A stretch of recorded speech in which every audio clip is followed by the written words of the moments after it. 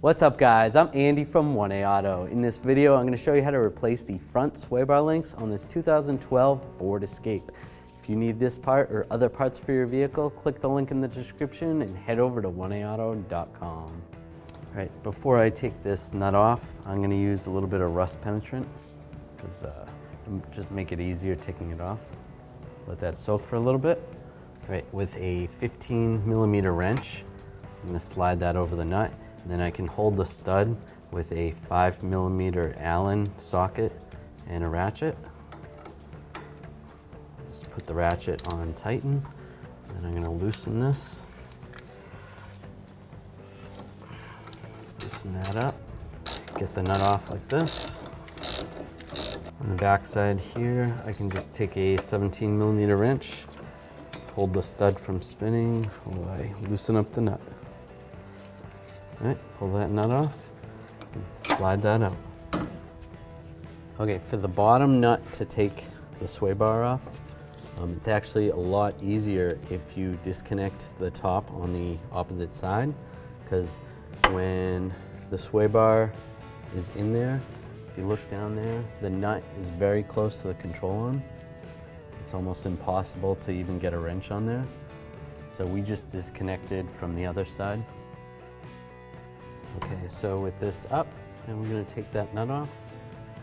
All right, so I'm going to use a 17mm wrench, slide that on the back side of the sway bar link right there.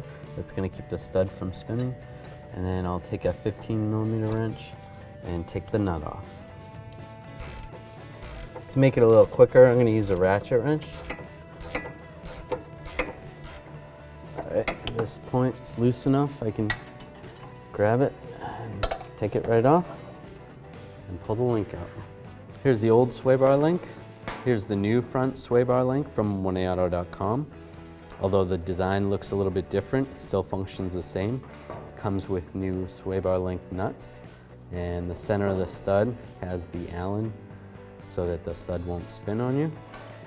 Get yours at 1AAuto.com and you'll be ready to rock and roll.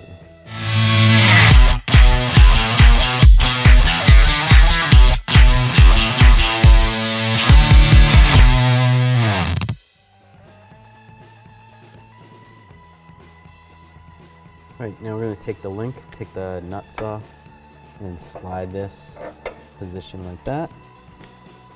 Install the nut. And I'm going to take a 4mm Allen wrench, slide it into the end of the link. Actually, I'll take my ratchet wrench first.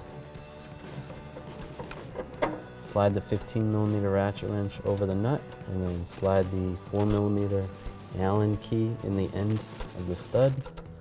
Now I'm going to tighten this nut up. Now I'm going to tighten this pretty tight.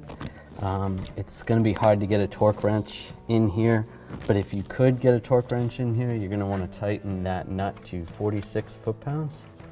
Now I'm going to slide the Allen out, slide the ratchet wrench off.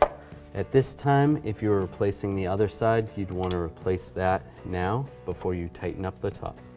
Now slide this in position, top.